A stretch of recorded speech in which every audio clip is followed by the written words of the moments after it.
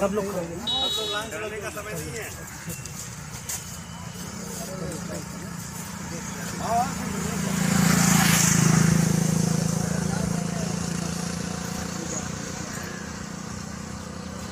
हाँ, मलिका वाली बची अपने, इसके आगे जो वही बाईपास है उसी पे है।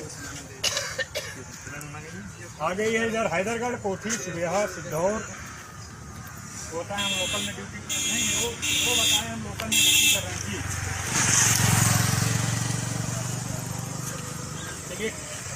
मुर्दाबाद।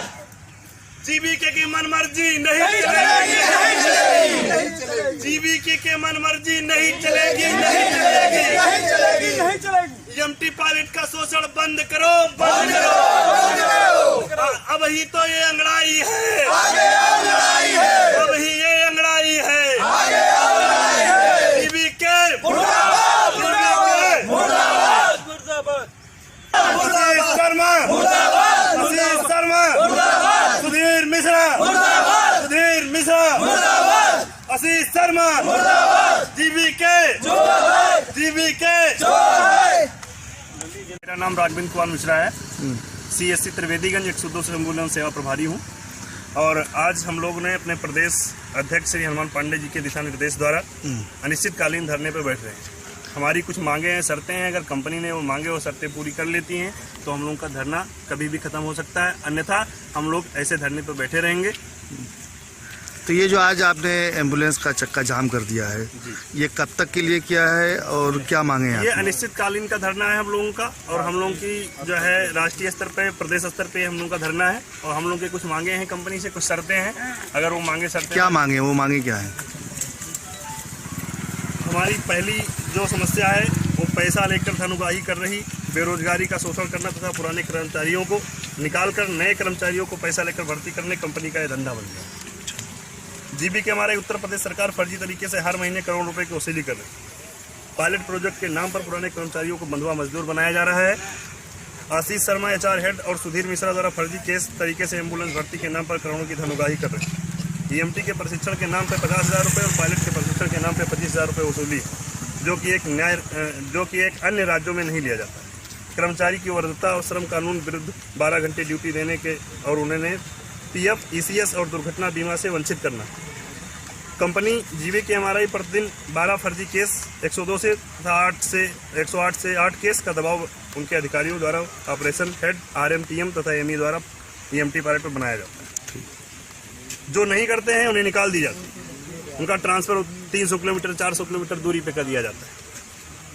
कंपनी EMT पायलटों को 2014 से अब तक हर महीने फिक्स वेतन 8,934 रुपये ही दे रही है। कभी कभार 1-2 रुपये बढ़ा देती है, अलग की बात है। ये कोई निर्धारित समय पे हम लोगों को वेतन नहीं दिया जाता। 2 महीने हो गए हम लोगों का, अभी तीसरा महीना स्टार्ट हो गया। कंपनी को जरा सा सनक नहीं रही है कि हम लोगों को वेतन मिलना चाहिए। हम लोगों के बच्चे 250-300 किलोमीटर दूर से आए हैं, यहाँ पे CSC पे रह रहे हैं। हम लोग को खाने के लिए एक पैसे की मोहताज है। आज मजबूरन बस, और हमारे श्री अध्यक्ष श्री हनुमान पांडे जी के द्वारा प्रदेश में महाधरना का ऐलान हुआ और हम लोग के उनके संगठन में खड़े होकर के और ये धरना कर रहे हैं। और ये धरना तब तक चलता रहेगा जब तक हमारा शीर्ष नेतृत्व हमसे कहेगा नहीं। हमारी मांगे अगर पूरी हो जाती हैं तो हम धरना कभी भी खत्म कर सकते हैं।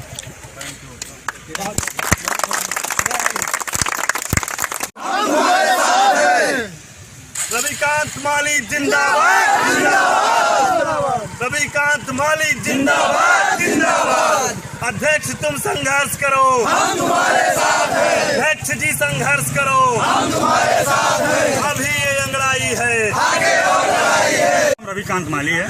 आज आप लोगों ने एम्बुलेंस को स्ट्राइक कर दिया है, खड़ा कर दिया है, चक्का जाम कर दिया, क्या कारण है, क्या वजह है, क्या मांगे आपकी? इसका प्रमुख कारण ये है कि हम लोगों का शोषण के साथ साथ आज लगभग 4 वर्ष बीत चुके हैं। ना तो हम लोगों की वेतन बढ़ोतरी की गई है, ना ही हम लोगों का किसी भी प्रकार का कोई मानदेय बढ़ाया गया।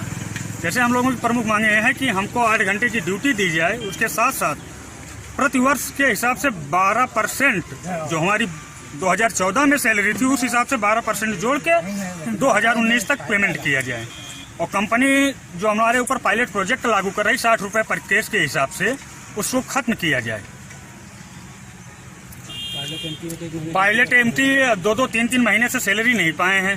सब बेचारे 24 घंटा ड्यूटी कर रहे हैं, सब अपने परिवार को 20-20 घंटे ड्यूटी कराई जा रही है और सब बेचारे परेशान है। कोई 300 किलोमीटर है, कोई 400 किलोमीटर दूर से। इसलिए हम लोगों का शोषण खत्म किया जाए और हमको या तो सीएमओ या हमारे अधीक्षक के अंडर किया जाए या तो हमको एनआरएचएम के माध्यम से जोड़ दिया जाए। ठीक, क्या नाम है आपका? मेरा नाम रविकांत माली है, सामुदायिक स्वास्थ्य केंद्र जैतपुर, जिलाध्यक्ष बाराबंकी। गली गली में शोर है, जीविका चोर है। गली गली में शोर है, जीविका चोर है। अभी तो अंगड़ाई है, आगे और लड़ाई है। अभी तो अंगड़ाई है, आगे और लड़ाई है। शीश शर्मा मुर्दाबाद, शीश शर्मा मुर्दाबाद, सुधीर मिश्रा मुर्दाबाद। पायलट प्रोजेक्ट जिंदाबाद।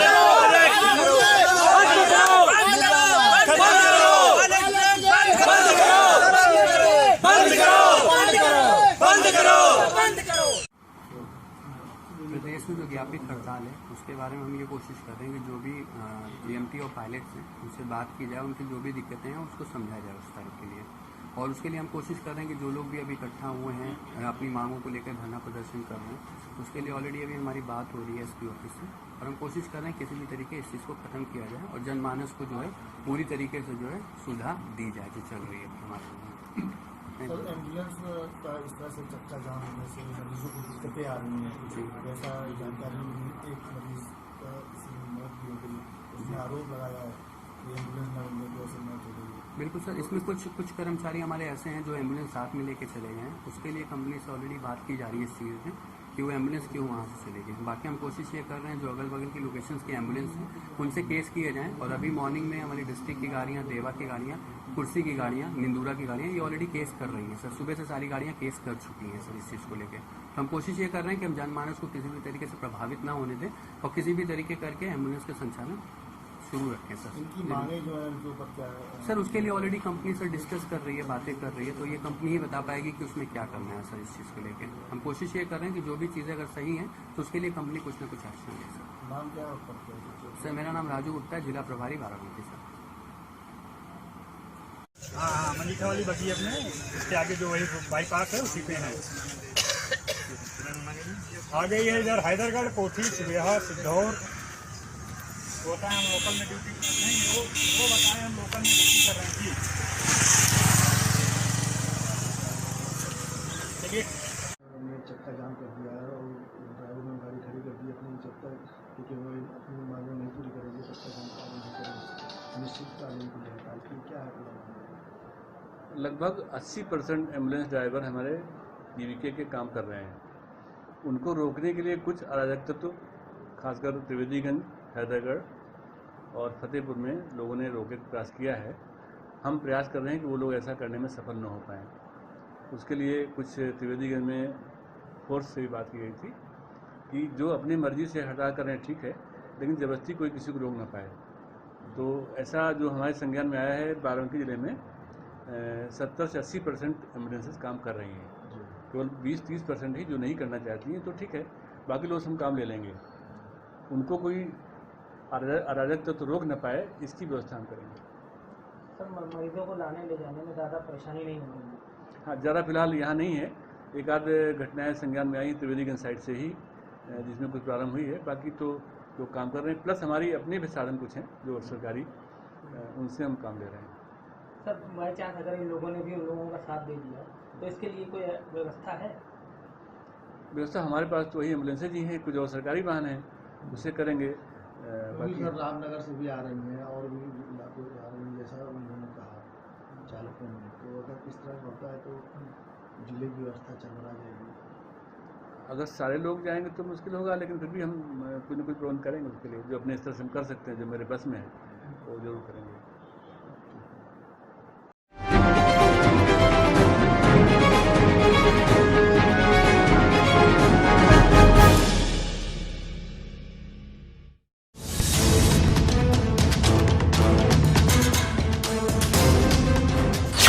जल जीवन मिशन को लग सकता है ग्रहण। अधिकारी रख रहे नियमों को ताक पर। ब्लैकलिस्टेड कंपनी को लाभ देने में लगे अधिकारी। मुख्यमंत्री और नगर विकास मंत्री की शिकायत।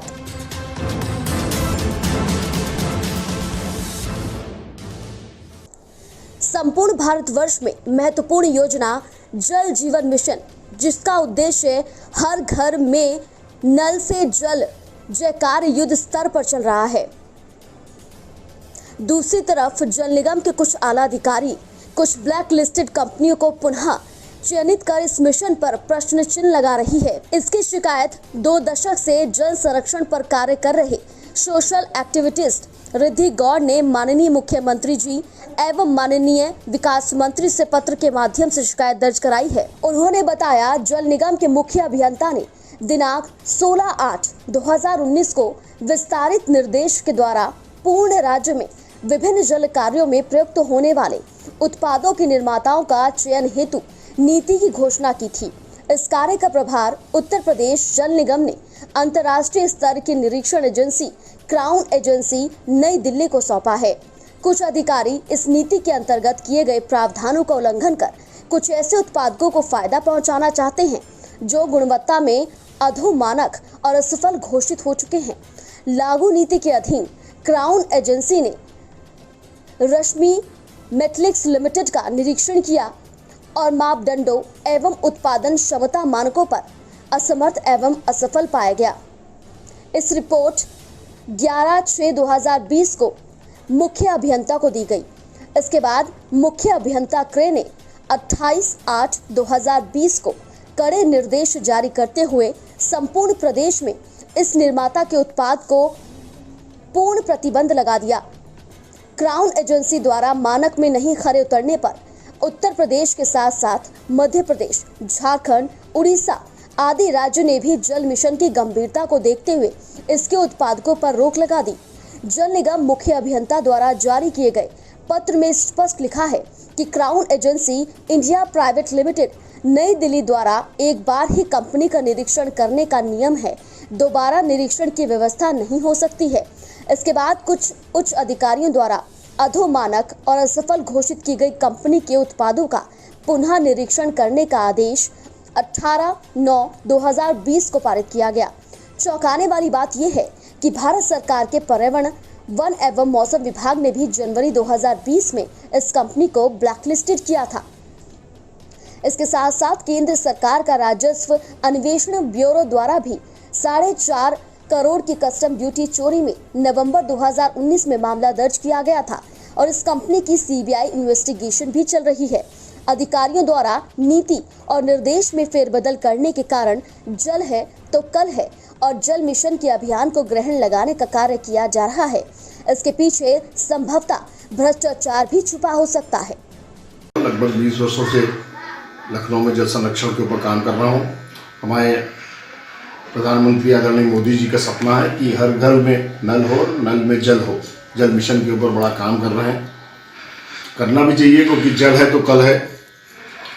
और अभी मेरे सामने एक मामला संज्ञान में आया कि जल निगम उत्तर प्रदेश का एक जियो है कि वो जो भी उत्पादन करता उसमें सप्लाई करते हैं पाइप आदि का, टंकियों का, नल का, उनका सर्वे क्राउन एजेंसी ने दिल्ली द्वारा किया जाता है और उनके जियो में ये भी कि 1 टाइम सर्वे किया जाता है।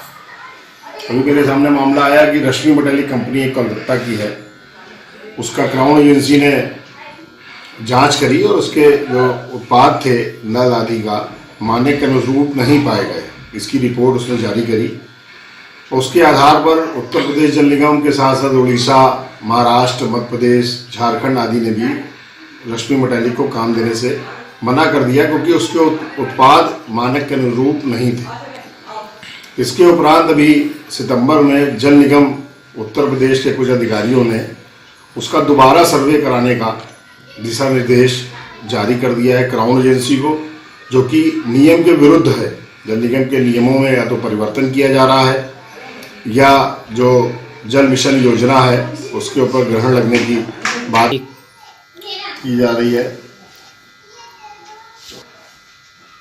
इस कंपनी का जब डाटा देखा गया तो इसके ऊपर अभी राजस्व अन्वेषण ब्यूरो जो केंद्र सरकार की योजना, उसने 4.5 करोड़ रुपए का कस्टम चोरी का भी आरोप लगाया। सीबीआई जांच भी हो रही है तो इस तरह की कंपनियों को अगर प्रदेश में लाकर आगे बढ़ाने का प्रयास अधिकारियों द्वारा किया जा रहा तो बहुत ही निंदनीय है, क्योंकि जल संरक्षण का कार्य हम सबको मिलकर करना पड़ेगा।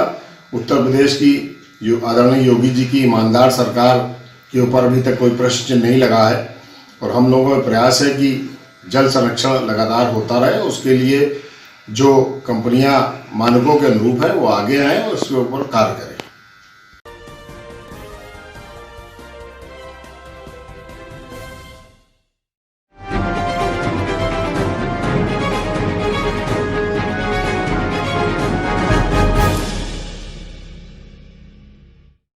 कन्नौज जिले के तीरवा क्षेत्र में बने राजकीय इंजीनियरिंग कॉलेज में उस वक्त हड़कंप मच गया जब कॉलेज में लगे पीने की पानी के मशीन के टैंक में छात्रों को एक मरी छिपकली मिली। पीने की मशीन से अचानक गंदा पानी आना शुरू हो गया, जिसके बाद छात्रों ने उसको खोल कर देखा तो उसमें एक मरी हुई छिपकली पड़ी थी। छात्रों ने वाटर कूलर के अंदर मरी छिपकली का वीडियो बनाकर सोशल मीडिया पर वायरल कर दिया और इंजीनियरिंग कॉलेज प्रशासन की लापरवाही को लेकर कॉलेज परिसर में जमकर हंगामा भी हुआ।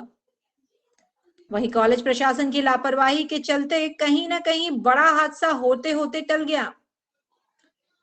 मामला तीरवा क्षेत्र में बने राजकीय इंजीनियरिंग कॉलेज का है। इंजीनियरिंग कॉलेज में पानी, लाइट जैसी बुनियादी समस्याओं को लेकर अक्सर छात्रों में रोष बना रहता है। पिछले काफी समय से छात्रों को स्वच्छ पानी तक पीने को नहीं मिल रहा है। वहीं कई वाटर कूलर मशीन खराब भी हो गई हैं। ऐसे में जो बची वाटर कूलर मशीन है वो लापरवाही की भेंट चढ़ रही है और कहीं ना कहीं इंजीनियरिंग कॉलेज प्रशासन मासूम बच्चों की जिंदगियों से भी खिलवाड़ कर रहा है। तस्वीरों में साफ देखा जा सकता है कि वाटर कूलर के टैंक में एक मरी हुई छिपकली पड़ी है। अगर वक्त रहते छात्रों ने उसको देख न लिया होता और उसी पानी को किसी भी छात्र या छात्रा ने पी लिया होता तो कोई बड़ी अनहोनी जरूर हो सकती थी। वही शिकायत के बाद भी इंजीनियरिंग कॉलेज प्रशासन नहीं जागा, जिसके बाद छात्रों ने एकजुट होकर कॉलेज प्रशासन में जमकर हंगामा किया। घटना की जानकारी आला अधिकारियों को हुई तो मामले में डीएम रविंद्र कुमार ने तत्काल एसडीएम को जांच कर कार्रवाई के आदेश दिए। सर अम्बुज कुमार यादव। अम्बुज जी, क्या समस्या है कॉलेज में आप? सर बेसिकली प्रॉब्लम इलेक्ट्रिसिटी की है। अगर इलेक्ट्रिसिटी मतलब यहाँ पे लगभग 6 से 8 घंटे रहती है। अगर इलेक्ट्रिसिटी बढ़ेगी तो वाटर कूलर अगर सही रहे और इलेक्ट्रिसिटी आती रहे तो प्रॉब्लम तो सर ऑटोमेटिकली सॉल्व हो जाएंगी पानी वाली।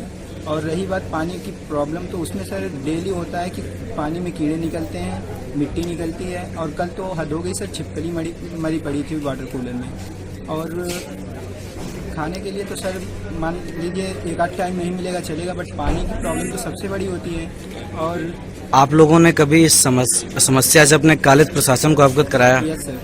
फिर उनकी तरफ से क्या आश्वासन दिया गया? उसमें कंप्लेंट रजिस्टर उसमें लिखा गया था और फिर सीनियर्स लोग एप्लीकेशन लेके गए थे, हम लोग भी थे उसमें।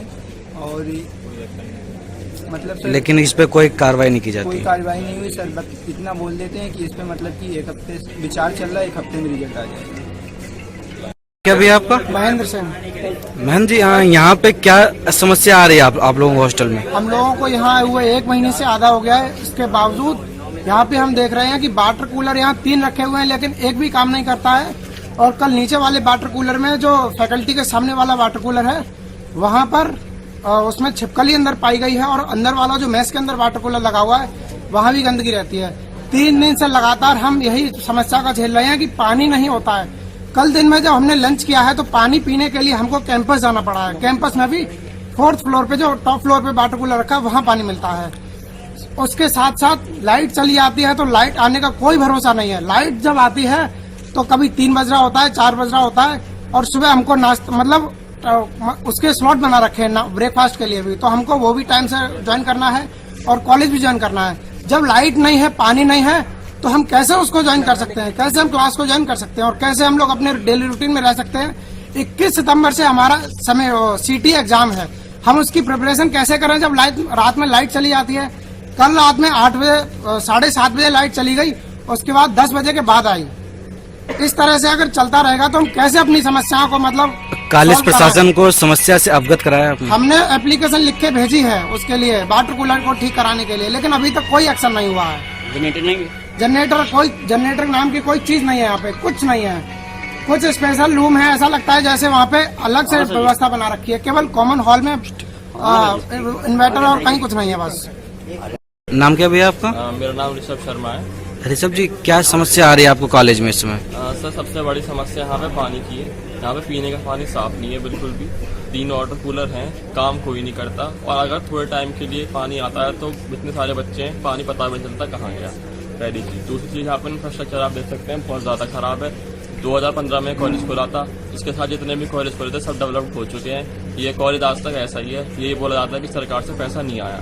तीसरी चीज़ जो है हेल्थ इशू से रिलेटेड, यहाँ पे इतने ज़्यादा कीड़े हैं, सांप भी हैं, वीडियो भी हैं उन सब कीड़ों की, बिच्छू भी हैं, तो वो सब अगर काट सकें तो जानते हैं आप क्या हो सकता है किसी के साथ भी। और मैनेजमेंट है नहीं, घास बढ़ रही है, वाइल्ड ग्रासेस हो रही हैं काफ़ी ज़्यादा, तो उससे काफ़ी प्रॉब्लम आती है बच्चों को खेलने में भी। अगर किसी को कुछ काट ले तो हेल्थ इशूज़ काफ़ी हो सकते हैं। और लाइट की सर बहुत बड़ी प्रॉब्लम है। लाइट कम मुश्किल से 14 घंटे आती होगी, और लाइट ना जनरेटर है ना कुछ है, मतलब पूरा वाइल्ड इलाका बना रखा है। कॉलेज प्रशासन ने आपने शिकायत दी है, हमारे सीनियर्स ने भी इससे प्रोटेस्ट कराया, हमने भी कराया, मगर सर यही रिजल्ट है जो आपके सामने है। कोई कार्रवाई नहीं है उस पर? कोई कार्रवाई नहीं है सर। मरी हुई मिली है सर, वहाँ के छात्र आक्रोशित हैं, वो प्रदर्शन भी कर रहे हैं। इंजीनियरिंग कॉलेज के वाटर कूलर में छिपकली का प्रकरण संज्ञान पे आने पर मैंने तत्काल उप जिलाधिकारी तिरवा को वहाँ भेजा है और वहाँ पूरे प्रकरण की रिपोर्ट मांगी है। सबसे पहले तो उन्हें मैंने कहा कि उन्हें बच्चों को शुद्ध पेयजल की आपूर्ति कराई जाए और वाटर कूलर में इस प्रकार की छिपकली कैसे किस लापरवाही से प्राप्त हुई है इसकी भी व्याख्या मैंने मंगाई है और उसमें जो भी दोषी होगा कार्रवाई की जाएगी।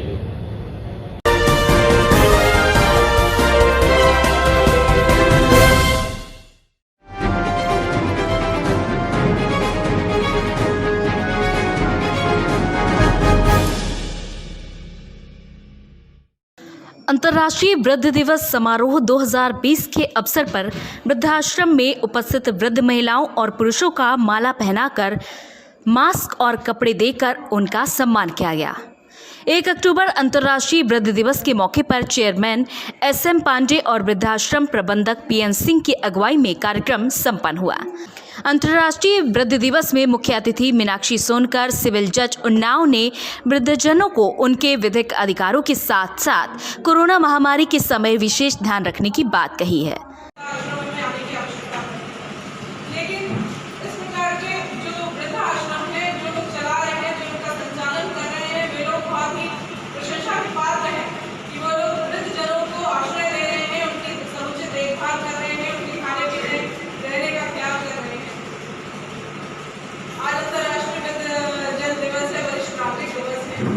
वृद्ध दिवस के मौके पर हुए आयोजन में आए योजना अधिकारी उत्तर प्रदेश कृष्णा प्रसाद ने वृद्धजनों के मनोरंजन और उनके एकाकीपन को दूर करने के लिए खेल और तीर्थ स्थानों पर घुमाने के भी निर्देश दिए।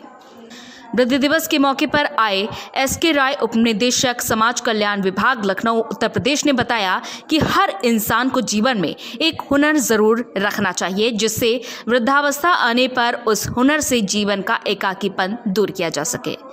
वृद्ध दिवस के मौके पर कुछ वृद्ध महिलाओं और पुरुषों ने गीत भी प्रस्तुत किए।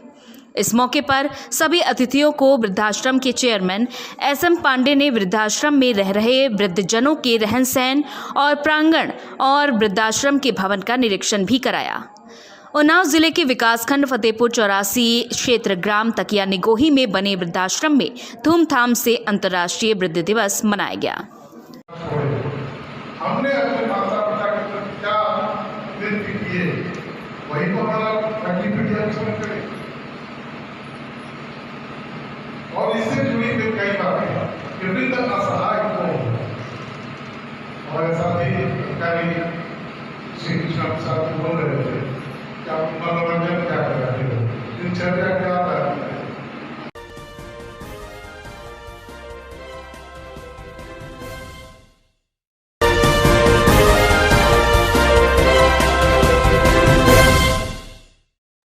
विधायक नहीं, सांसद नहीं, फिर भी लगता है जनता दरबार। राजनीति मात्र सत्ता सुख नहीं, समाज सेवा है। गरीबों के ये हैं मसीहा। इस नेता के संघर्षों की कहानी है नेताओं से अलग। राजनीति में आने वाले युवाओं को दिया संदेश, चमक धमक से रहे दूर, जमीन पर किया संघर्ष। नमस्कार, आप देख रहे हैं यूपी खबर और हम हैं सौरभ शुक्ला।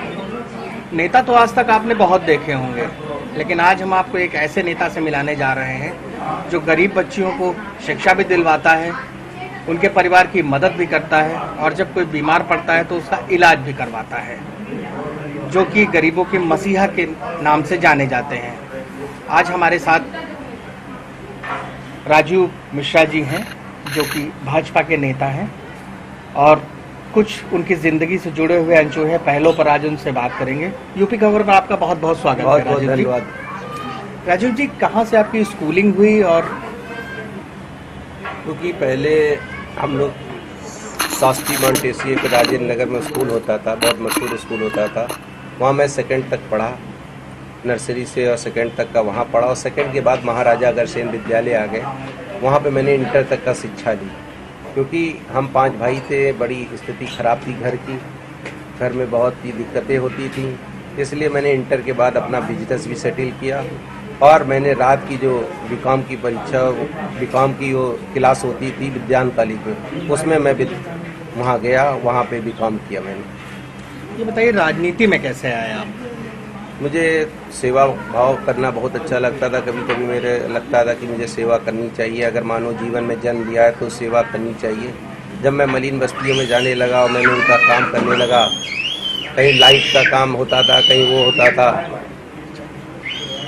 कहीं पे उनको पानी की सुविधा नहीं होती थी, वो सुविधा को दिलाता था। कभी गेहूं की किल्लत होती थी, उस समय गेहूं नहीं मिलता था, तो मैं वहाँ जाके निगम में जाके गेहूं दिन भर बैठा रहता था, वहाँ से गाड़ी लाके गरीब बस्तियों में लगाता था और वो गेहूं मिलता था। बड़ी उपलब्धि हुई, बड़ी जनता उससे सराहनी मुझे कहा। फिर मेरा धीरे धीरे रुचि आने लगी, मुझे लगा कि ये व्यक्ति मेरे पास आया, इसका इलाज होना चाहिए, तो मैं डॉक्टर डायरेक्टर या किसी से मिल के उसका इलाज चालू किया। फिर मैंने शिक्षा में भी क्षेत्र में गया तो गांधी जी का बहुत आशीर्वाद मिला। मैं जितनी फीस कहता था वो माफ़ कर देते थे, वो भी कोई काम बताते थे तो मैं उसको ज़रूर करता था। उससे मेरा बहुत माध्यम होता रहा। मैं गरीब बच्चों को भी शिक्षा दीक्षा देने के लिए कोई संभव नहीं छोड़ता नहीं था, कोई कोशिश की। अगर इसका एडमिशन कराना है तो मैं खुद जाके एडमिशन करा के उसकी शिक्षा दीक्षा दिलाता था।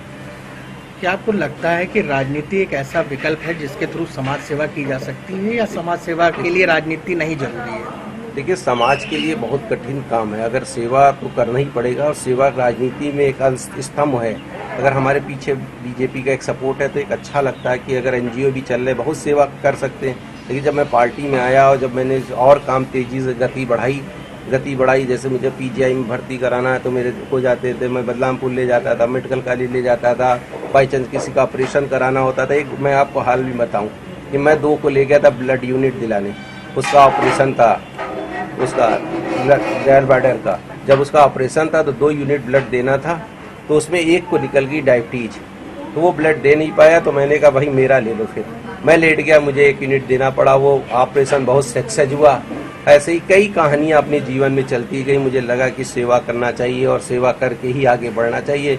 मैं जब पार्टी में आया तो पार्टी ने भी मुझे बड़ा सम्मान दिया। मैं पहले वार्ड अध्यक्ष रहा, फिर मंडल का उपाध्यक्ष रहा, फिर मैं मंडल अध्यक्ष रहा भारतीय जनता पार्टी। उसमें 14 सभासद लड़े, उसमें 12 मैं जीत के आया। उसके बाद मैं युवा मोर्चा का उपाध्यक्ष हो गया, लखनऊ महानगर का मैं युवा मोर्चा का अध्यक्ष हो गया। जब मैं अध्यक्षी में बहुत अच्छा काम किया तो मुझे भारतीय जनता पार्टी में महामंत्री बना दिया गया। 2 काल महामंत्री किया। फिर उसके बाद मुझे क्षेत्रीय मंत्री बना दिया गया, फिर मैं क्षेत्रीय उपाध्यक्ष बन गया।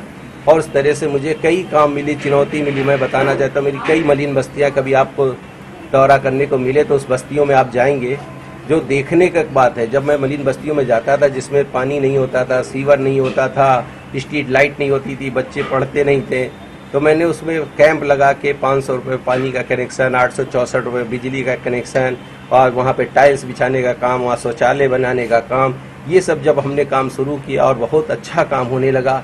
और पब्लिक ने हमको बड़े सराहना, तो और मुझे रुचि बनी कि हम और बढ़ाएं। एक मैं आपको घटना बताना चाहता हूँ, रेखा गुप्ता जी सूडा की डायरेक्टर थी, तो 3 पोल लगे थे। जब 3 पोल लगे थे तो मैंने रेखा गुप्ता जी से आग्रह किया कि मेरे वो 3 पोल को उद्घाटन कर दिए। संडे का वक्त था, वो कहीं मेरे पास समय नहीं, मैंने बहना इतना तो मेरा काम कर ही दो कि अगर उन्होंने अच्छा चलो राय जी तुम कह रहे हो तो मैं आ जाती हूँ। 10 साढ़े 10 बजे आई, मेरे उसमें कमेटी में मैं बैठा, बिहार की श्रम समिति थी उसमें मैं बैठा। मैंने कहा जो सबसे अच्छा माला पहनाएगा और जो सबसे अच्छा मिठाई देगा उसको मैं इनाम दूंगा। और सच बताएं उस गरीब बारियों को, रिक्शा चालक, कोई बर्तन मांजने वाली 40-40 रुपये जो बर्तन मांजती थी वो बढ़िया बढ़िया माला लेके आई और मिठाई एक से। जब रेखा गुप्ता गई तो उनको कुंटलों माला पहना दिया गया और कुंटलों, जब वो पढ़े लिखे थे नहीं बेचारे, उन्होंने नीली बत्ती पे रख दिया, वो बत्ती नीचे गिर गई। लेकिन मैं रेखा जी का सम्मान करता हूँ, उन्होंने सारे डिग्गी को खुलवा के एक एक फूल को रखवाया। और वो लेकिन ये है कि उससे बाद सुबह मैं जब 7 बजे उठा तो मेरे ख्याल जेई घंटी बजाता है कि 12 गाड़ी ईटा गिर गया, मोरंग गिर गई, काम स्टार्ट कराई, कहाँ से स्टार्ट कराई। आज वो मलिन बस्ती नहीं लगती, वो लगती है कि कोई स्वर्ग बस्ती है। ऐसे ही मैंने बहुत काम किए। ऐसे मुझे लगा कि हॉस्पिटल में इसको भर्ती कराना है तो मैं उसके साथ जाके गया हॉस्पिटल में, उसको प्रॉपर दिलाना इलाज, डॉक्टर से मिलना, डायरेक्टर से मिलना, उसकी प्रॉपर चिंता करना, उसका ऑपरेशन हुआ कि नहीं, उसको सही हुआ कि नहीं, ये सब हमने बहुत किया। क्या खेलों में भी रुचि है? खेल में भी बहुत रुचि है। क्रिकेट खेलते थे लेकिन उस समय इतना घर की स्थिति अच्छी नहीं थी, अगर मैं कमाने ना जाता तो 5 भाई थे हम लोग, पिताजी हमारे बहुत कमज़ोर थे, प्राइवेट जॉब करते थे, लेकिन हमने उसको पूरा संभाला। हमने बिजनेस भी पहली बार जीवन में मेरे खानदान में अगर बिजनेस भी किसी ने किया तो मैंने ही स्टार्ट किया, और राजनीति भी मेरे खानदान में स्टार्ट की तो मैंने ही राजनीति स्टार्ट की। क्या फिल्मों में भी कुछ इंटरेस्ट है? नहीं, फिल्मों में पिक्चर देखने का नहीं, लेकिन मुझे सेवा भाव का जरूर है कि मैं मलिन बस्तियों में चला जाऊँ, किसी गरीब की लड़की की शादी में खड़ा हो जाऊँ, किसी का रोजगार अगर मिल जाए तो रोजगार दिला दूँ, किसी बच्चे को पढ़ा दूँ, शिक्षा दीक्षा। एक बताना चाहता हूँ, एक मैं बहुत अच्छी बात बताना चाहता हूँ। एक मेरे मित्र मैंने उनके बच्चे का काम कराया और बच्चे वो एक समझिए 30-40 हज़ार रुपये वाली तनख्वाह वाले व्यक्ति, उनके 2 बच्चे थे, मैंने फीस माफ़ करा दी। वो मेरे पास काजू की बर्फी लेके आए, मैंने कहा मैं तो मिठाई लेता नहीं हूँ। तो उनका बच्चा यूनिट टेस्ट में 20 में 20 आया तो उन्होंने कहा चलो उस अंकल से मिलवा दे तुमको। तो जब उस बच्चे ने मेरे को बताया कि अंकल आपने जो मिठाई नहीं ली थी और वो मिठाई हमने 3 साल बाद खाई तो मेरी पैरों से ज़मीनें खिसक गई। ऐसी बच्चे के जब भावना देखी हमने कहा वाह, ऐसे कार मैंने आज मैं मिठाई भी नहीं लेता, मैं कुछ नहीं देता, लेकिन मैं कार्य करता, जो भी काम आता है मेरे लायक मैं वो जरूर करता हूँ। सुबह जितने काम आते हैं मैं सोचता हूँ उसको शाम तक निपटा के वो काम उसी दिन खत्म कर दें। अक्सर देखा जाता है राजनीति में जो युवा आते हैं उनको चमक दमक ग्लैमर बहुत दिखती है। देखिए वो तो बहुत दिखती है, उनको लगता है, मुझसे पूछते हैं भैया आप दिन भर फालतू में काम करते हैं, कोई ऐसा नहीं है कि कैसे पैसा कमाया जाता है। हमने कहा पैसा नहीं कमाया जाता, राजनीति में सेवा करा जाता है, समाज में सेवा करा जाता है। अगर समाज की सेवा कर लोगे तो वही राजनीति है, वही उपलब्धि है। लेकिन जो नौजवान आ रहे हैं उनको रुकने का समय नहीं है, वो कहते हैं कि तुरंत बताइए काम क्या है। और सच में पहले तो हम लोग को मेरे माँ बाप 60% में भांगड़ा बजता था, आज 99 पॉइंट से हमसे ज़्यादा अच्छे मार्क्स ला रहे, तब भी वो असंतुष्ट रहते हैं। मैं कहता हूँ पढ़ाई तो करते करते, लेकिन जो ये नौजवान जो आ रहे हैं, जो पढ़ के आ रहे हैं, जो उपलब्धि कर रहे, राजनीति में आना चाह रहे, राजनीति में आना बिल्कुल सही है, लेकिन राजनीति को सेवा का केंद्र बना के आएंगे तो बहुत ज़्यादा उपलब्धि होगी। अभी हालिया आप धौरहरा लोकसभा के प्रभारी बनाए गए, कहा यह जाता था कि वो सीट भाजपा हार चुकी है, फिर वहाँ कैसे क्या हुआ, अचानक कमल कैसे खिल गया? मुझे लगा कि ये सीट हार गई। मैं जब 2 दिन रहा कार्यकर्ताओं से बात की कि बहुत स्थिति खराब है, काम नहीं हुआ, ये नहीं हुआ।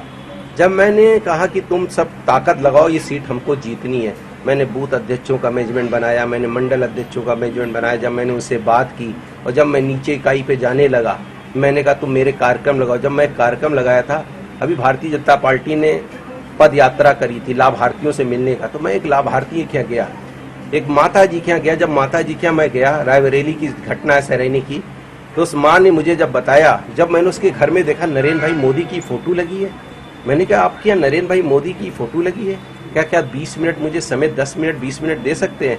हमने अरे माँ मुझे 10 क्या, मैं तो आपसे संपर्क ही करने।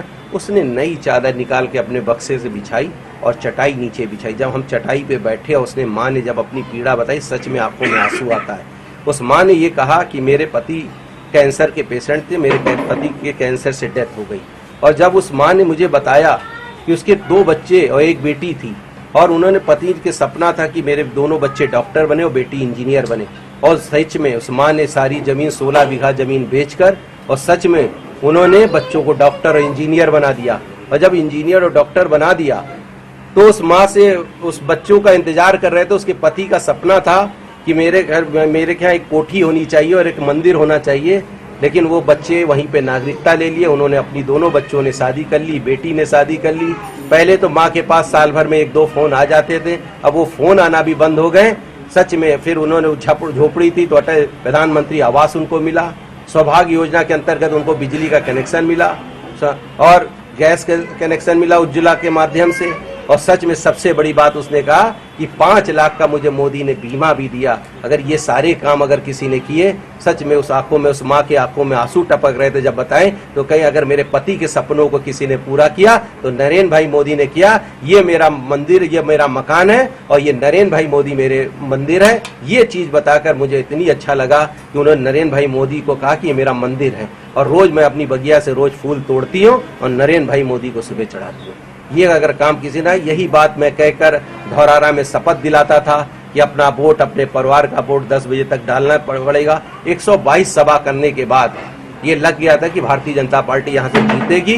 और मुझसे बड़े बड़े नेताओं ने पूछा कितने से जीतेगी, मैंने कहा 1.5 लाख से ऊपर जीतेगी और वो संकल्प पूरा हुआ। 1,57,000 से भारतीय जनता पार्टी वहाँ धौरारा से जीती और बहुत पैसा दिया था, लेकिन उन्होंने कहा कि वो लखनऊ वाले भैया आए थे, हमको शपथ दिला गए, अब हम पैसा नहीं ले सकते क्योंकि मेरे बच्चों की मैंने शपथ खाई है, मैं भारतीय जनता पार्टी को वोट दूंगा।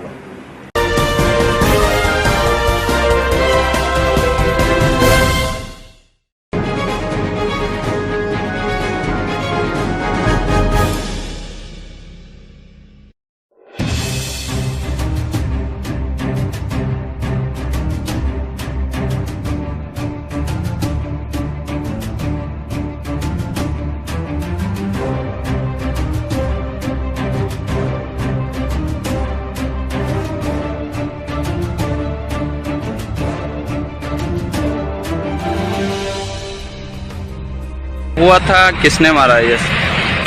भैया को पूरा परिवार मिल के मेरे पापा मम्मी को मारने बहुत बुरी तरह से हम मारे या तो वकील मारे, उनका लड़का पीयूष कांचा यादव है, कपिल अनूपा कांचा वकील, उनकी वाइफ, सब लोग मिलकर। क्या आप मौके पे थी यहाँ पे?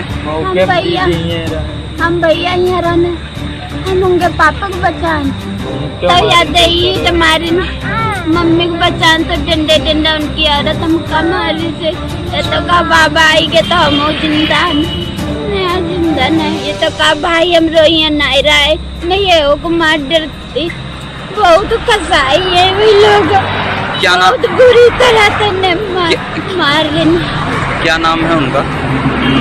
आनंद यादव। एक्चुअल में एक 55 वर्षीय कृष्णा यादव नाम का व्यक्ति था थाना रामकोट में निवहरी गांव में, और इनका आपस में परिवार में झगड़ा हो रहा था इन लोगों में। इनके चचेरे भाई हैं जो उनके लड़के हैं, आनंद और लड़के 2 उनके हैं। आज इनमें झगड़ा हुआ आपस में इन लोगों में और ये लोग आपस में मारपीट किए। आनंद और लड़कों ने लाठी और डंडों से इनको मारा, बाद में ईंट से भी प्रहार किया जिनके सर में चोट लगी, उनकी मौत हो गई है। और कृष्णा यादव जिसकी मौत हुई, उनकी वाइफ भी घायल हो गई है और वो सभी समथिंग कहीं घायल वगैरह हैं सभी। जो मुख्य अभियुक्त हैं आनंद, उनको गिरफ्तार कर लिया गया है, उनके बच्चों को पूछताछ किया जा रहा है। थाने मुकदमा लेकर के आवश्यक विधिक कार्रवाई की जा रही है। क्या कारण रहा मारने वाले कौन? एक्चुअल कृष्णा यादव और आनंद यादव चचेरे भाई हैं आपस में। इन लोगों के बाबा एक ही भाई थे और आपस में इनके आबादी की जमीन है जो बाउंड्री है घर के अंदर इनके, उसी को बंटवारे को लेकर इन लोगों में आपस में कहा सुनी हुई थी और इसीलिए इन लोगों ने आपस में आज मारपीट किया। और पहले वो मारपीट लाठी डंडों से हुई और बाद में जब वो गिर गए तो आनंद यादव ने ईंट से मार दिया उनके सर पे, कृष्णा यादव के, जिससे उनकी मौत हो गई अस्पताल में जाकर के और उनकी पत्नी घायल हो गई है। तो मुख्य अभियुक्त आनंद यादव को गिरफ्तार कर लिया गया, इसके खिलाफ हम लोग मुकदमा लेकर आवश्यक कार्रवाई कर रहे हैं।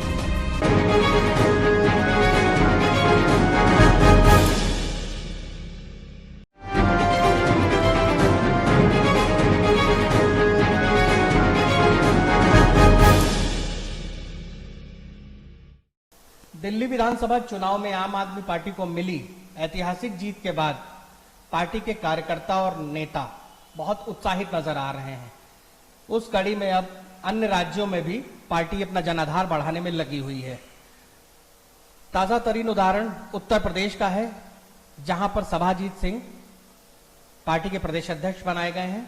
आज हमारे साथ हैं और हम जानेंगे कि पार्टी का विजन उत्तर प्रदेश में क्या होगा। बहुत बहुत स्वागत है आपका यूपी खबर पर। धन्यवाद आपको। उत्तर प्रदेश में ये बताइए कि आपकी शिक्षा दीक्षा कहाँ से हुई और स्कूलिंग के बाद कॉलेज कहाँ? इंटरमीडिएट करने के बाद 1990 में पूर्वांचल के सबसे बड़े महाविद्यालय कासू साकेत स्नातकोत्तर महाविद्यालय अयोध्या में हम लोगों ने ग्रेजुएशन की डिग्री लेने के लिए आए। एडमिशन के बाद जो हम लोगों को एहसास हुआ कि बहुत सारे बच्चे पैसे के अभाव में अपनी शिक्षा बिना पूरी किए अपने घरों से लौट गए। उसके बाद जो हम लोगों के दिमाग में आया कि भाई इस शिक्षा व्यवस्था के खिलाफ, महंगी शिक्षा के खिलाफ एक आंदोलन किया जाए। इसलिए हम लोग छात्र राजनीति में आए और फीस वृद्धि के खिलाफ छात्रों के हितों को लेकर हम लोगों ने बहुत सारे आंदोलन किए। छात्र संघ का चुनाव भी जो है वो हम लोग लड़े और ये 10 साल तक छात्र राजनीति के दौरान तमाम मुद्दों पर, छात्रों के मुद्दे पर हम लोगों ने आंदोलन किया और बहुत सारी सफलता भी हम लोगों को मिली। ये सब करने में क्या क्या चुनौतियां आई और किस तरह का लोगों का सहयोग भी रहा? देखिए, छात्र राजनीति के दौरान बहुत सारी दिक्कत होती है। एक तो जो है माँ बाप जब भेजते हैं अपने बच्चों को पढ़ाने के लिए, उनकी इच्छा होती है कि उनका बेटा पढ़ेगा और अच्छी नौकरी करेगा। लेकिन जब आप नेता बन जाते हैं, छात्र राजनीति कर जाते हैं, तो परिवार की भी नाराजगी आपको झेलनी पड़ती है। उन सब के बावजूद जिन साथियों ने उस आंदोलन के दौरान में हम लोगों के साथ रहे, सारे दोस्त और जो सहयोगी थे, जो सहपाठी थे, उन सारे लोगों ने छात्र राजनीति द्वारा पूरा सहयोग किया और एक छात्र नेता के तौर पर 10 साल तक संघर्ष हम लोगों ने किया और एक अलग पहचान बनाई फैजाबाद के अंदर। आम आदमी पार्टी का उत्तर प्रदेश में क्या विजन होगा? आम आदमी पार्टी जनता के जो बुनियादी मसले हैं, उत्तर प्रदेश में जो शिक्षा की बदहाली है, सरकारी स्कूल के हालात वो हैं कि कोई भी आदमी अपने बच्चों को सरकारी स्कूल में नहीं भेजना चाहता। सरकारी अस्पतालों की वो हालत है कि वहाँ दवाइयाँ नहीं हैं, वहाँ स्टाफ नहीं है, जांच के लिए मशीनें नहीं हैं और उत्तर प्रदेश में जो महंगी बिजली है, उन सारे मुद्दों को जो आम आदमी पार्टी ये मानती है कि जनता के जो बुनियादी सवाल हैं वही हमारा मुद्दा होगा। जिस तरह की आपकी पार्टी की शुरुआत से रणनीति रही, आप लोग लोकपाल के लिए प्रयासरत रहे, लेकिन सरकार बनने के बाद फिर पार्टी की तरफ से कुछ लोकपाल को लेकर आगे कोई योजनाएं या कुछ करते नहीं दिखे पार्टी के नेता।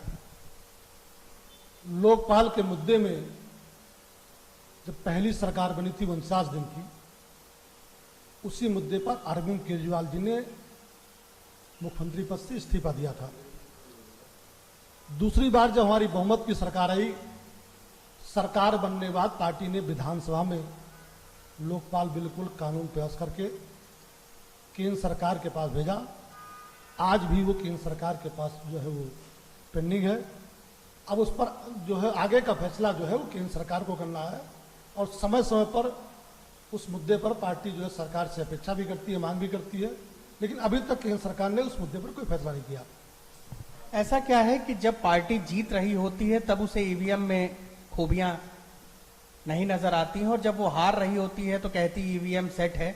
इस बार के इलेक्शन में जिस तरह हुआ उस तरह आम आदमी पार्टी या किसी और पार्टी ने कोई भी ये प्रश्न नहीं किया कि ईवीएम खराब है? नहीं, ईवीएम पर सवाल जो हम लोगों ने इस बार भी उठाया, लेकिन वो किस बात को लेकर उठाया कि भाई आपका जो ईवीएम मशीन जो किसी स्ट्रांग रूम में सुरक्षित रखनी चाहिए थी, वो एक कर्मचारी सड़क पर लेकर कैसे खड़ा है? जिस व्यक्ति को ईवीएम सड़क पर रखने का अधिकार नहीं है, नहीं होनी चाहिए, ये तो स्ट्रांग रूम में होनी चाहिए और नहीं तो फिर रास्ते में होनी चाहिए। वोटिंग के बाद जिस तरीके से सड़क पर जो है वो ईवीएम मिली, तो पार्टी ने उस पर सवाल उठाया। भाई ईवीएम है मतदान के बाद उसको सुरक्षित जहां रखना चाहिए आप वहां लेके जाइए। आप जो होटल पर रखे हैं, आप सड़क पर रखे हैं, आप अपने घर पर रखे हैं, तो निश्चित तौर पर जब जो ऐसी घटनाएं होगी तो पार्टी सवाल उठाएगी। 2022 में पार्टी उत्तर प्रदेश के इलेक्शन में कूदने वाली है। पहला फोकस पंचायत चुनाव पर होगा, तो किस तरह से देख रहे हैं पंचायत चुनाव को? देखिए, आम आदमी पार्टी का पहला फोकस है कि हम उत्तर प्रदेश में गांव से लेकर शहर तक अपने संगठन को कैसे मजबूत करें, और उस दिशा में हम लोग काम भी कर रहे हैं। पार्टी का सदस्यता अभियान पूरे उत्तर प्रदेश में चल रहा है। हम मिस्ड कॉल के जरिए और सदस्यता कैंप के जरिए जो है लोगों को जोड़ रहे हैं। उत्तर प्रदेश में मिस्ड कॉल के जरिए दिल्ली में सरकार बनने के बाद लगभग 2 लाख लोगों ने उत्तर प्रदेश के से मिस्ड कॉल के जरिए आम आदमी पार्टी की सदस्यता को ग्रहण किया। और जो हमारा कैंप है उस कैंप के जरिए लगभग 1 लाख लोगों ने आम आदमी पार्टी की सदस्यता जो है ग्रहण की। उत्तर प्रदेश के हर जिले में हमारा कैंप लग रहा है और भारी संख्या में लोग उस कैंप पे आ रहे हैं। और सबसे दिलचस्प बात यह है कि जो लोग कैंप में आ रहे हैं वो ये सवाल कर रहे हैं हमसे कि आप ये बताइए कि आपकी पार्टी दिल्ली जैसी सुविधा उत्तर प्रदेश में देगी कि नहीं देगी, हमको सस्ती बिजली मिलेगी कि नहीं मिलेगी, सरकारी अस्पताल बेहतर होगा कि नहीं होगा, और जो स्कूल जो है वो ठीक होंगे कि नहीं होंगे। ये जनता सवाल करती है हमसे। भाई हम आपकी पार्टी से जुड़ना चाहते हैं, लेकिन जो सुविधा आपकी सरकार दिल्ली में दे रही है वो उत्तर प्रदेश में देंगे कि नहीं देंगे। तो उत्तर प्रदेश में जो अभी तक जाति और धर्म की राजनीति थी, उस राजनीति को मुद्दों की राजनीति, जो जनता के बुनियादी सवाल हैं, उस मुद्दों पर आम आदमी पार्टी उत्तर प्रदेश की राजनीति को लाएगी। और हम लोगों को ये पूरा यकीन है कि उत्तर प्रदेश की जनता अब जाति और धर्म की राजनीति से उब चुकी है। वो ये बदलाव चाहती है और उसको एक उत्तर प्रदेश में विकल्प चाहिए। क्या आने वाले 2022 में सपा और बसपा के साथ कोई गठबंधन की उम्मीद है? देखिए, आम आदमी पार्टी अपने संगठन निर्माण के बाद 2020 में जो उत्तर प्रदेश के पंचायत के चुनाव होने हैं, पंचायत चुनाव जो चुनाव जनता से सीधे होंगे, उन सारी सीटों पर आम आदमी पार्टी पूरी मजबूती के साथ लड़ेगी। और उसके लिए हम लोग पूरा प्रयास कर रहे हैं। 23 मार्च से लेकर और जो 23 जून तक 90 दिन के अंदर उत्तर प्रदेश के अंदर 1,20,000 जनसंवाद के कार्यक्रम है, जो 1,07,000 गांव उसमें चलेंगे और 12,000 के आसपास जो वार्ड हैं हम उनमें चलेंगे। तो हमारा पूरा फोकस अपने संगठन को मजबूत करने और दिल्ली सरकार का जो मॉडल है विकास का, अरविंद केजरीवाल जी की सरकार का, बिजली के क्षेत्र में, पानी के क्षेत्र में, शिक्षा के क्षेत्र में, चिकित्सा क्षेत्र में, वो उसको उत्तर प्रदेश की जनता को हम बताना, और उसके लिए हमने जनसंवाद का कार्यक्रम आयोजित कर रखा है। हमारा फोकस अभी सरकार की नीतियों को, अरविंद केजरीवाल जी के विकास के मॉडल को जनता तक पहुंचाना और 2000 पंचायत के चुनाव में मजबूती के साथ लड़ना, संगठन का निर्माण करना, ये हमारा फोकस है। प्रदेश की जनता को क्या संदेश देना चाहेंगे? हम ये कहना चाहेंगे कि भाई उत्तर प्रदेश की जो जाति और धर्म की राजनीति है, जिनको आपने मौका दिया अब तक, उनसे कोई भला होने वाला नहीं है। आप मुद्दों की राजनीति पाइए, आप उस पार्टी को मौका दीजिए जो बिजली के क्षेत्र में, शिक्षा के क्षेत्र में, चिकित्सा के क्षेत्र में और अच्छी कानून व्यवस्था जो आपको दे सके, ऐसे लोगों को आप मौका दीजिए।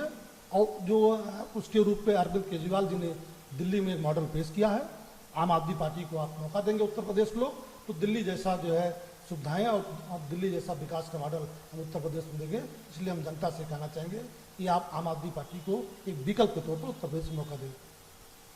ये थे हमारे साथ आम आदमी पार्टी के प्रदेश अध्यक्ष सवाजीत सिंह। हमसे बात करने के लिए बहुत बहुत धन्यवाद।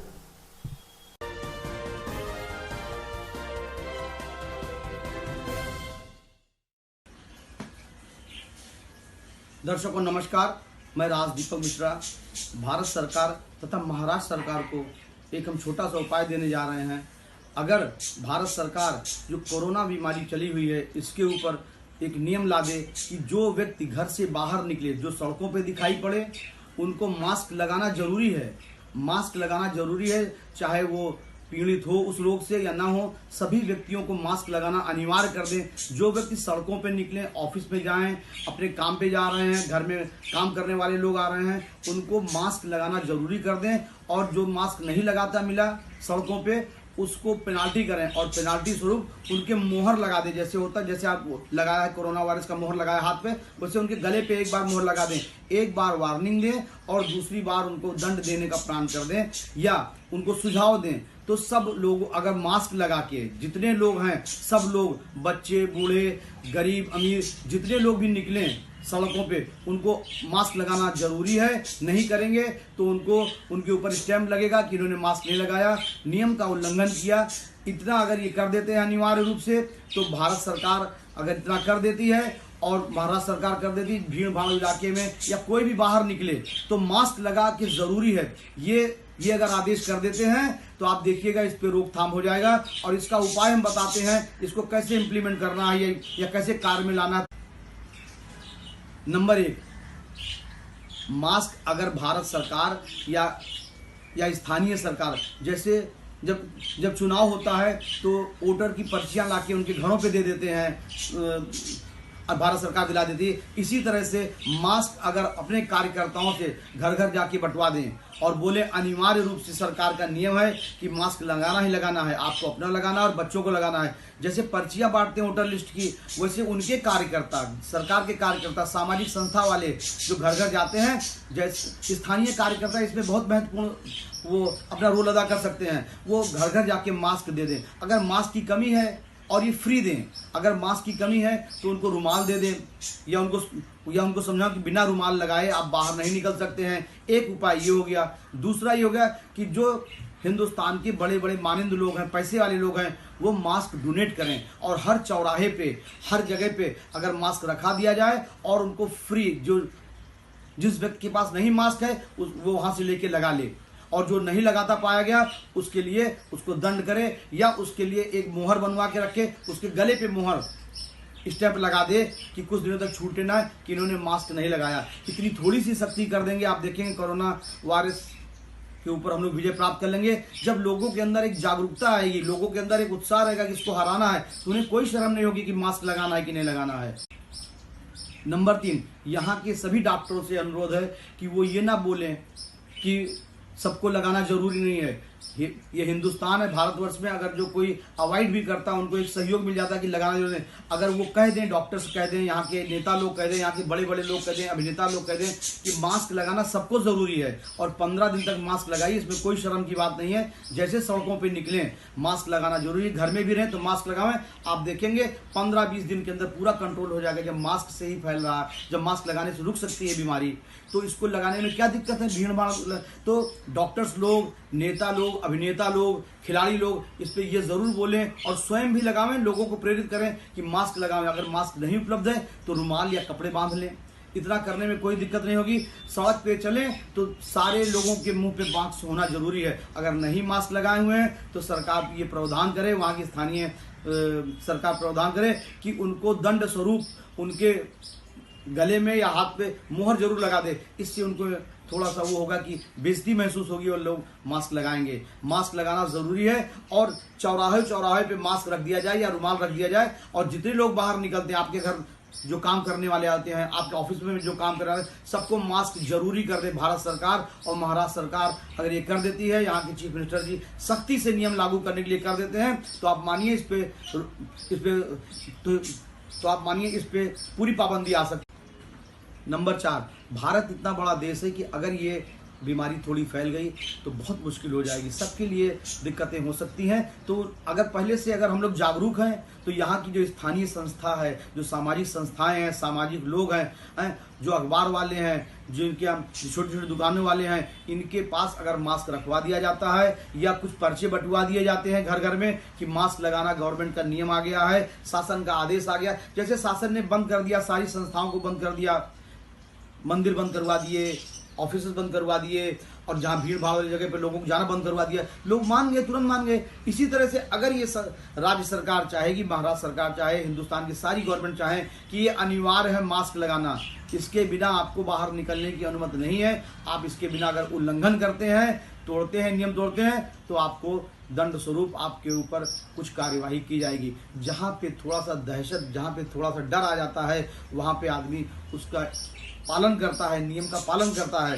तो आप इतना करके देखें, सरकार जागरूक होके अनिवार्य रूप से जैसे स्कूलों को बंद करा दिया, ऐसे सिर्फ बोल दे कि जो भी बाहर निकलेगा वो मास्क लगाए के बिना नहीं निकलेगा। आप देखेंगे 60 से 80% समस्या समाधान हो जाएगा। इस कोरोना बीमारी के ऊपर हिंदुस्तान वाले लोग अपनी विजय प्राप्त कर लेंगे और ये फैलने से रुक जाएगा।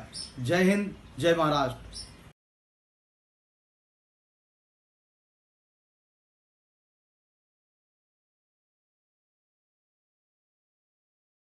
कमेटी के लोग आए हैं, हमारे ब्लॉक अध्यक्ष आए हैं, ब्लॉक कमेटी के लोग आए हैं, हमारे फ्रंटल के अध्यक्ष हैं, प्रकोष्ठ विभागों के अध्यक्ष हैं। आप सबका धन्यवाद देना चाहूंगा कि आपने जो है समर्थन जताया यहाँ पे।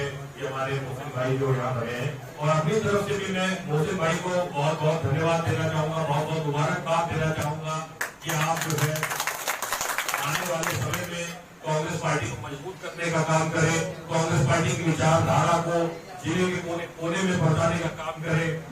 और मुझे पूरा विश्वास है वो ये करेंगे, क्योंकि ये विश्वास सिर्फ हम ही लोगों ने नहीं दिखाया, बल्कि माननीय प्रियंका गांधी वाड्रा जी ने दिखाया है। हमारे नए प्रदेश अध्यक्ष माननीय अजय कुमार लल्लू जी ने दिखाया है।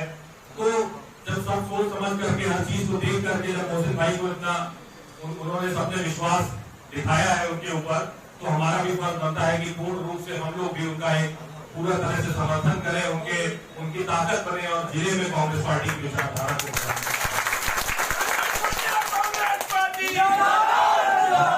यहाँ पे माननीय सांसद डॉक्टर पीएल भुनिया साहब हैं, हमारे पूर्व विधायक माननीय सरवर अली खान साहब हैं, पूर्व विधायक माननीय छोटेलाल यादव साहब हैं, हमारे बीच में इरफान कुरैशी जी हैं, और समस्त जितने भी लोग हैं सभी का बहुत बहुत धन्यवाद देना चाहूंगा।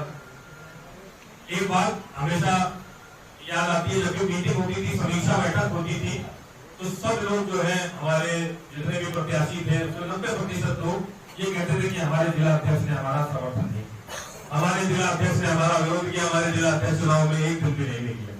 लेकिन जब भी बाराबंकी के लोगों से पूछा जाता था तो उन्होंने कहा नहीं, हमारे यहाँ मिश्रा जी ने खूब मेहनत करी चुनाव में, पूरा समर्थन किया चुनाव में, निकल करके प्रचार किया चुनाव में।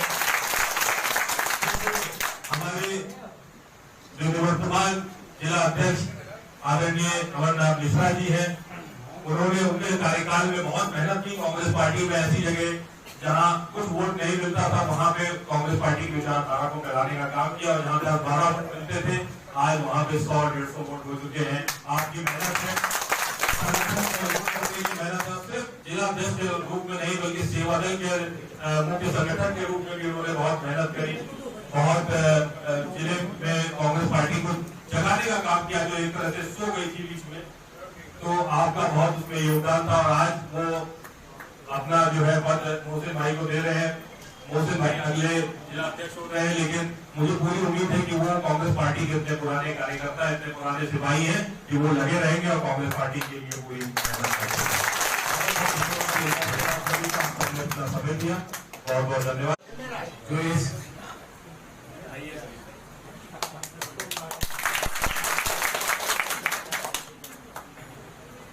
बहुत बहुत शुक्रिया सभी जो इस बालिया जलसे का निजामत कर रहे हैं, संचालन कर रहे हैं। हमारे चचा है वो पार्टी में 1977 से बड़ा तजुर्बा और बड़ा कुछ सीखने को मिलता है उनसे। बहुत बहुत शुक्रिया।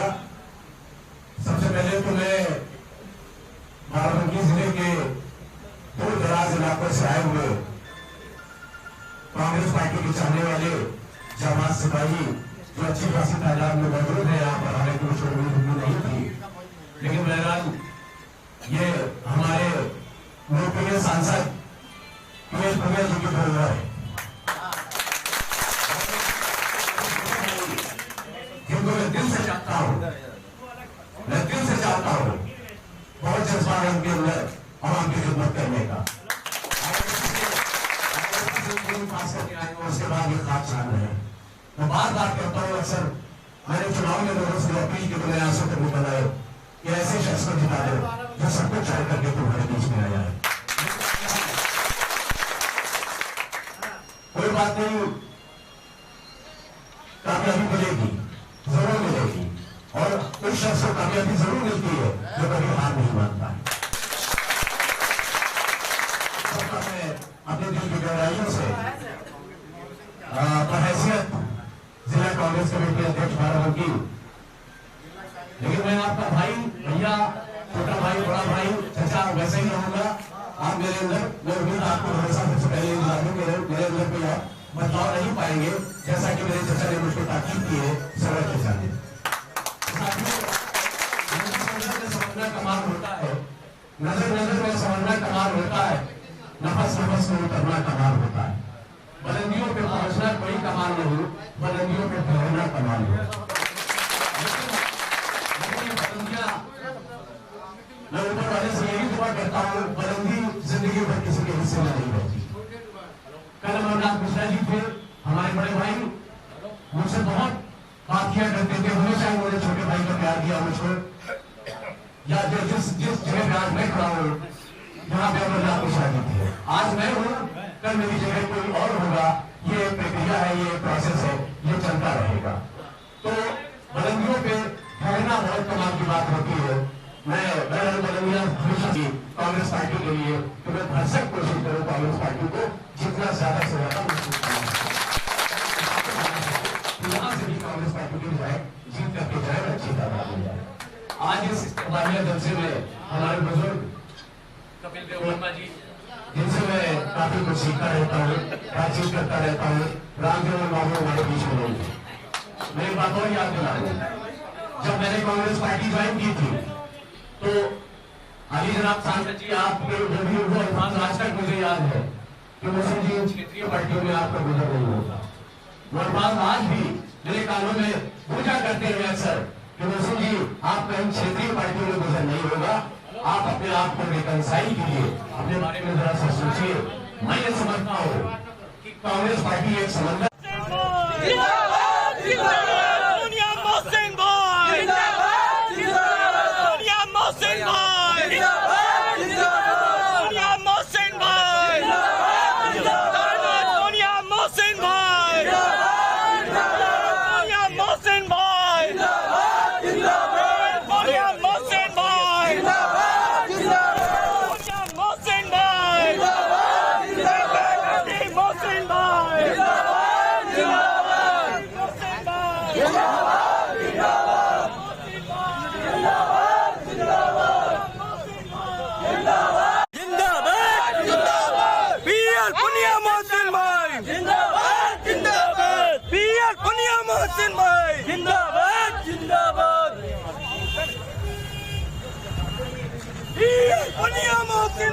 जिंदाबाद जिंदाबाद पीएल पुनिया मोहसिन भाई जिंदाबाद जिंदाबाद पीएल पुनिया मोहसिन भाई जिंदाबाद जिंदाबाद पीएल पुनिया कांग्रेस पार्टी जिंदाबाद जिंदाबाद पीएल पुनिया तानोज पुनिया जिंदाबाद जिंदाबाद पीएल पुनिया मोहसिन भाई जिंदाबाद जिंदाबाद। आज जिला अध्यक्ष बने कांग्रेस के, क्या रहेगा, क्योंकि इस समय जो कांग्रेस की स्थिति है यूपी में वो अच्छी नहीं है, किस तरह से आप कांग्रेस को आगे बढ़ाएंगे? देखिए जनाब, ऐसा है कि जिला अध्यक्ष मैं आज नहीं बना हूँ, 7 तारीख को। आज पार्टी कार्यकर्ताओं की तरफ से मेरे स्वागत का कार्यक्रम रखा गया है। अब जाहिर सी बात है कि 2022 के लिए ये पूरा रोड मैप तैयार है। आप अगर खुद गौर करेंगे तो इस बात को देखेंगे, आज जो आम जनता की जो समस्याएं हैं, चाहे उसमें हम किसानों की समस्याओं को ले लें, नौजवानों के ले लें, किसी भी वर्ग की समस्याओं को ले लें, आवारा जानवर जो सड़कों के ऊपर घूम रहे हैं, तमाम समस्याएं घर कर चुकी हैं और प्रदेश सरकार बिल्कुल इनकी तरफ कोई विचार नहीं कर रही है और बिल्कुल संज्ञान में नहीं ले रही, किसी तरीके से वो सीरियस नहीं दिख रही है। और अगर इन सारी समस्याओं के खिलाफ कोई लड़ता हुआ दिख रहा है तो सिर्फ और सिर्फ वो कांग्रेस पार्टी है। क्षेत्रीय पार्टी आप देखेंगे सिर्फ ट्विटर का सहारा ले रहे हैं, वो लोग सिर्फ अपनी लड़ाई ट्विटर के सहारे लड़ रहे हैं। आपने देखा होगा कांग्रेस पार्टी के चाहे 10 कार्यकर्ता सड़क पे उतरे या 100 कार्यकर्ता सड़क पे निकले उतरे या 1000 कार्यकर्ता सड़क के ऊपर उतरे, किसी भी समस्या के निदान को लेकर के कांग्रेस पार्टी के कार्यकर्ता लगातार प्रयासरत हैं और वो सड़क के ऊपर उतर रहे हैं। और 2022 हमारा मिशन है, हम जनता की समस्याओं के निदान को लेकर ही सड़क के ऊपर उतरेंगे, उनके हल को लेकर के सड़क के ऊपर उतरेंगे और हमें यकीन है कि 2022 में हमें कामयाबी मिलेगी। 2022 में अगर प्रियंका गांधी आती हैं एज सीएम तो क्या नई उम्मीद होगी कांग्रेस को? देखिए, सीएम कौन होगा, अध्यक्ष कौन होगा, कौन सी पोस्ट किसको मिलेगी, ये काम तो शीर्ष नेतृत्व का है। कांग्रेस पार्टी इतनी पुरानी पार्टी है, ओल्डेस्ट पार्टी कहलाती है, आज़ादी के आंदोलन से निकली हुई पार्टी है। उसके अंदर अभी ये नहीं कहा जा सकता है कि कौन सीएम होगा और कौन अध्यक्ष होगा, क्या होगा। लेकिन मैं खुद प्रियंका जी से इस बात को कह करके आया हूँ और पार्टी ये चाहती है, हम लोग सब ये चाहते हैं कि कम से कम 2022 तक प्रियंका गांधी जी पूरा वक्त उत्तर प्रदेश को दें, क्योंकि उत्तर प्रदेश को हम कतई हल्के में नहीं ले सकते हैं और कांग्रेस पार्टी पिछले 30 साल से यहाँ पर नहीं है। प्रियंका जी ने वादा भी किया है कि वो 2022 तक पूरा वक्त देंगी उत्तर प्रदेश को और हमें यकीन है कि जब उनका नेतृत्व हमको मिलेगा, उनका सहयोग हमें मिलेगा तो 2022 में हमारी वापसी 30 साल के बाद ज़रूर होगी। इस बात का भरोसा हमको भी है और हम आप लोगों को भी दिलाते हैं इस बात का भरोसा।